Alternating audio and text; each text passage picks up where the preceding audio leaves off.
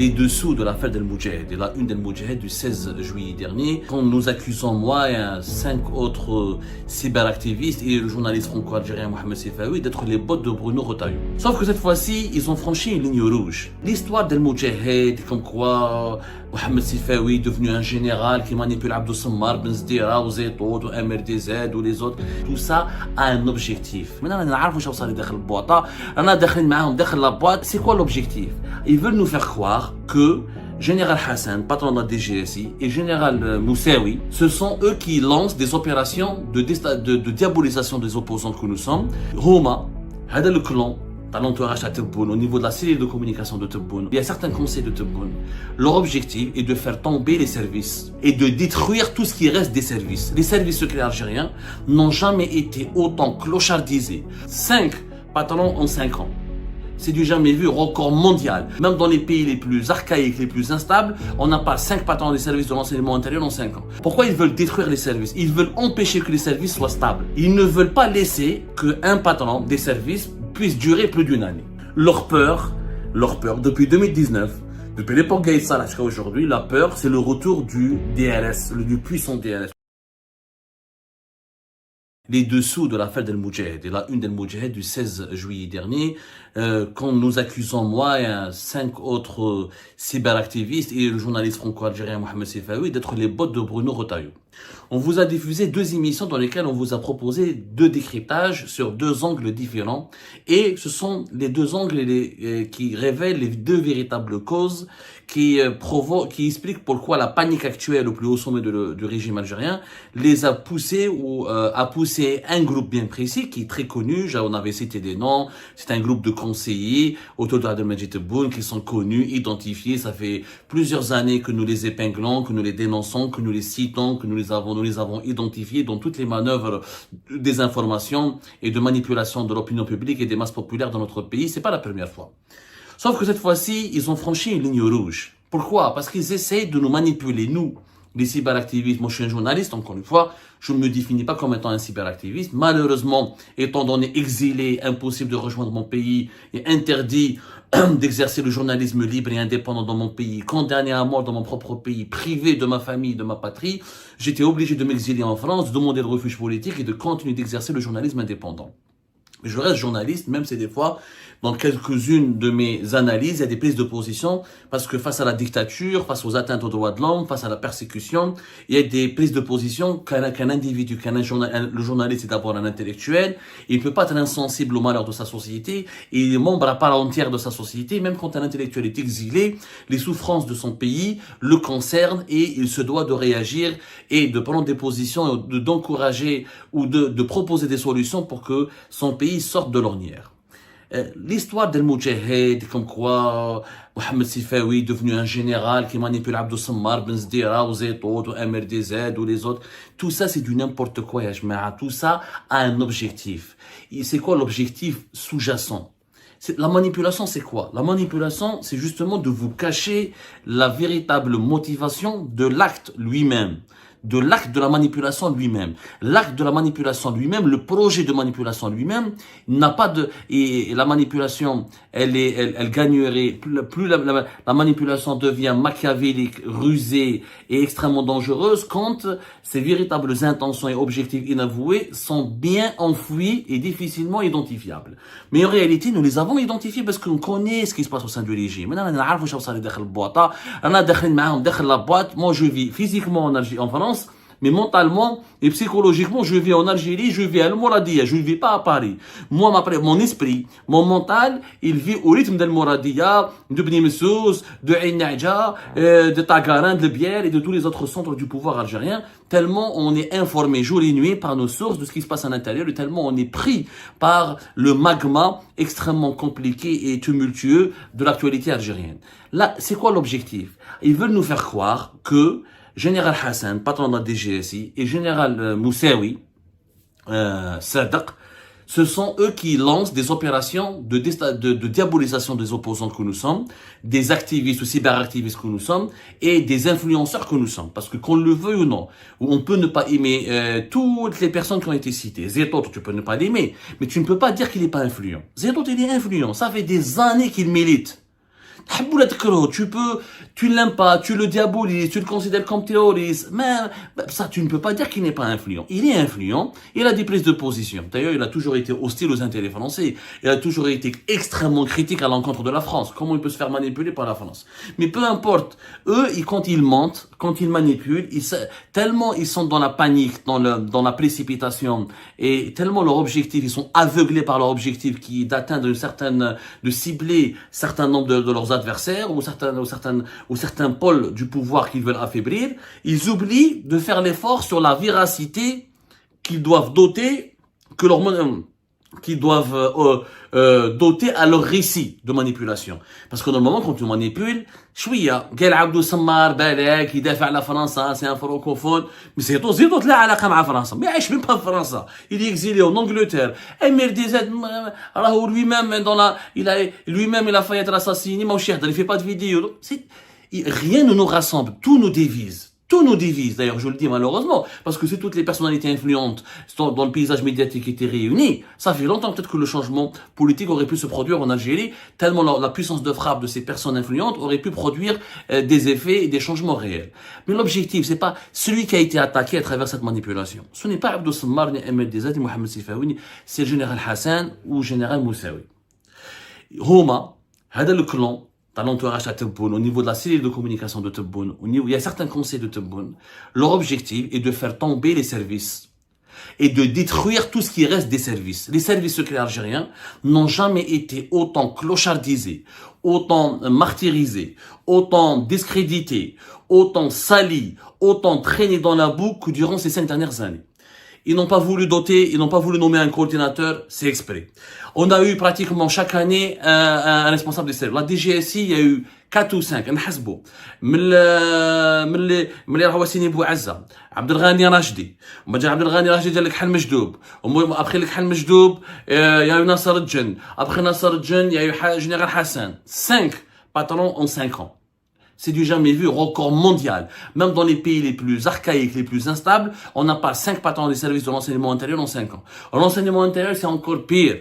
Général Youssef Bouzid, on m'a dit général Mahfoud, alias Mahfoud Polisario, une catastrophe, avec Mraïd Meskin, une vieille carcasse impuissante, Nahawa. On va جابوا عبد الغني راشدي وعبد الغني راشدي عاودوا جابوا لك حل مجدوب ابخي لك حل مجدوب جابوا مهنا جبار جابوا صادق سي فتحي موساوي 6 généraux en 5 ans, c'est du jamais vu. Aujourd'hui, il y a le vrai complot, les vrais bots du complot sont dans l'entourage de Tebboune, dont le but est de détruire les services. Pourquoi ils veulent détruire les services? Ils veulent empêcher que les services soient stables. Ils ne veulent pas laisser qu'un patron des services puisse durer plus d'1 année. Leur objectif, dès qu'il y a un patron qui prend ses marques, qui commence à monter en puissance, qui commence à structurer la boîte, qui commence à faire du travail, ils vont le détruire, ils vont le déstabiliser, ils vont tout faire pour pousser ce bout où les Shangri-Ha se retourner contre lui pour le limoger. Pourquoi? Parce que ça ne les intéresse pas. Si ça ne les intéresse pas, ça leur fait peur. C'est une question de survie pour eux, d'empêcher les services secrets d'être debout. Parce que demain, quand il va y avoir du changement, quand Tebboune va partir, il est appelé à partir, c'est pas un immortel, Tebboune, maintenant c'est un immortel, moi je suis Highlander, à un moment donné, il risque de mourir, il risque de partir, il va partir un jour ou l'autre. Son clan, ses serviteurs zélés, les personnes qui ont utilisé son nom ou son pouvoir, leur fonction auprès de lui pour s'enrichir, pour corrompre, pour comploter, pour faire du mal, pour causer du tort, pour l'emprisonner et pour violer la loi ou violer la présomption d'innocence des autres ou pour attenter à des familles entières ou pour causer du mal à tout un pays, à l'intérêt général du pays, ces gens-là seront menacés par qui? Qui va enquêter sur eux? Qui risque de procéder à leur arrestation? Qui risque de les débusquer? Qui risque de les traquer? C'est les services secrets. Donc, le clan Tebboune, qu'est-ce qu'il veut? Il veut ruiner les services secrets. Il veut que les services secrets sombrent dans une crise de dysfonctionnement qui va les discréditer pour toujours et qui va les saboter pour toujours. C'est pour ça qu'ils veulent nous utiliser, ils voulaient nous piéger nous et piéger Mohamed Sifaoui et les autres pour nous amener à s'attaquer à Général Hassan, à s'attaquer à Fethi Moussaoui, et à s'attaquer à tous les services secrets, à tous les responsables des services secrets, parce que, soi-disant, ils veulent nous faire croire que l'opération Al-Moudjahid a été commanditée par les services secrets. Ça n'a rien à voir. Fethi Moussaoui, il a beaucoup d'adversaires. Général Hassan, ils ont beaucoup d'adversaires. Ils veulent les enlever. Maintenant, ils veulent déstabiliser la DDS, ils veulent enlever Fethi Moussaoui. Ils veulent enlever Général Hassan. Il s'avère que Hassan et Fethi Moussaoui s'entendent très bien entre eux. Contrairement à ce qui a été dit au début, les relations sont très très bonnes entre eux. Bon, ils veulent maintenant, c'est une mode en Algérie, chaque année, changer de patron de service. Pourquoi? Pour encore une fois, pour que les services secrets ne relèvent pas là de leur tête. Pour qu'ils restent toujours noyés dans la bassine ou dans la piscine de leurs problèmes internes. C'est ça le problème. Mettre les gens à la retraite, changer de poste, déstructurer, changer de direction, changer les prérogatives, impliquer les services secrets dans des opérations politiques, c'est exprès. Vous pensez, comme un exemple. Pourquoi, à chaque fois qu'ils veulent arrêter un opposant, ou là, un activiste, ou là, une personnalité politique qui dérange, ou là, une affaire politique, ils mettent la DGSI et les services secrets algériens. Ils demandent pas aux gendarmes, ils demandent pas à la DGSN. Pourquoi selon vous? Abdelwakil Blam, c'est les services secrets les Revdor. Saïd Nerza, c'est les services secrets de la DGSI qui a enquêté sur son affaire. Les cas sont légion. Boualem Sansal, c'est les services secrets. Pourquoi on utilise les services secrets? Justement, pour les instrumentaliser pour les affaires politiques, pour les empêcher de se consacrer aux véritables dossiers qui menacent la sécurité nationale et la stabilité du pays, qui sont les dossiers de corruption, les dossiers de connivence avec les puissances étrangères, l'espionnage des puissances étrangères, les dossiers de violation de l'intérêt général, les enrichissements illicites, etc. On veut occuper les enquêteurs des services secrets à traquer les gens sur Facebook, à s'occuper de Abdou Sammar, à s'occuper de MRDZ, de Hicham Aboud, de Sifawi, de Benzdira et de ces autres, pour justement les empêcher de faire leur véritable travail. Et malheureusement, ça marche. Ça marche, les services secrets sont malheureusement instrumentalisés politiquement pour les affaiblir. C'est simple, ils ont ramené Benchir, ils ont voulu utiliser Farizine Benchir pour écraser les services secrets, pour créer une nouvelle infrastructure sécuritaire à la française, où les services de renseignement intérieur seraient absorbés par la police et les renseignements intérieurs seraient une superbe agence, et le renseignement extérieur sera à part et affaibli. Ils voulaient que Benchir devienne le nouveau général Toufir.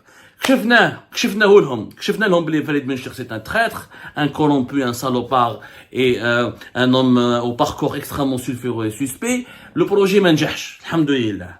Maintenant qu'ils manchent, comme ils n'ont pas pu domestiquer et détruire les services secrets algériens à travers une figure comme Farizine Benchir, à travers un projet politique, ou là, ils veulent la détruire par l'instabilité. Les responsables. Tous les ans, tu changes de responsable. Chaque responsable qui part en prison, etc. Et on occupe les gens. On essaie de déstabiliser les équipes des services secrets en leur demandant de s'occuper que des affaires politiques. Ou là, on sait que les enquêteurs et les hauts gradés des services secrets, ou là, ils te voient sur Facebook ou sur les lives. Ils oublient le nécessaire, les intérêts géostratégiques du pays. C'est pour ça que l'Algérie recule sur la scène africaine, recule sur la scène maghrébine, en prenant des coups de partout dans les relations bilatérales avec les puissances étrangères les plus importantes du pays. Parce que les services secrets, dont le rôle était de l'intelligence, fournir les données, faire de l'espionnage à l'étranger, ramener les grandes orientations pour changer les positions politiques de l'État algérien sur la scène internationale, ramener les données les plus sensibles, faire des rapports de prospective, faire des rapports pour étudier, explorer les perspectives d'avenir sécuritaire, économique. Ou là où les services secrets algériens, ils s'occupent que ce qu'on appelle la subversion. La subversion, ça veut dire quoi? Les opposants politiques, les activistes politiques. Ils veulent que nous, à l'étranger, on passe notre temps à insulter Hassan aussi, ou Moussaoui, etc. pour épargner Tebboune ou Jma'atou. Tebboune ou Jma'atou, c'est des anges. Le diable absolu, c'est les services secrets. La politique économique du pays, c'est pas les services secrets. La mauvaise gestion du pays, c'est pas eux. La répression, c'est pas eux. Il faut arrêter de mentir. Il y a le vrai complot, c'est qu'ils veulent tuer le seul appareil sécuritaire, et je sais que cette parole ne plaît pas. Elle ne va pas plaire, ce discours ne va pas plaire ni à l'opposition, ni pour l'opposition, ni pour certains Algériens et Algériens qui continuent à croire aux théories complotistes que les malheurs de l'Algérie, c'est toujours les services secrets qui ont été aux malheurs de l'Algérie, alors que c'est complètement faux. Au sein de ces services secrets, il y a des gens intègres, de grands patriotes, des jeunes qui ont fait des grandes écoles à l'étranger, qui veulent du bien pour le pays, qui veulent la paix, qui veulent la stabilité, qui veulent préserver la sécurité nationale, qui veulent la croissance économique, qui veulent le développement économique. Mais on ne les écoute pas parce que on ne On ne leur fait pas confiance. Leur peur, depuis 2019, depuis l'époque Gaïd Salah jusqu'à aujourd'hui, la peur, c'est le retour du DLS, du puissant DLS, le retour d'une grande institution sécuritaire qui s'appellerait les services secrets. Et ben voilà, c'est la fin de cette vidéo. Je vous remercie toutes et tous, comme d'habitude, pour avoir suivi la vidéo jusqu'à la fin. N'oubliez pas de nous laisser vos commentaires et vos réactions sur le sujet de cette vidéo et de partager le contenu si ça vous intéresse. Et je tiens toujours à remercier nos abonnés et les personnes qui réagissent de façon régulière sur nos vidéos et qui nous suivent et qui nous laissent des commentaires. Donc merci beaucoup pour votre dynamisme et pour votre sens de partage et de discussion. Donc voilà, sans vous, ce contenu n'a pas vraiment de valeur sans cette communauté qui ne cesse de s'accroître. Donc merci beaucoup et à la prochaine dans une nouvelle vidéo. Au revoir.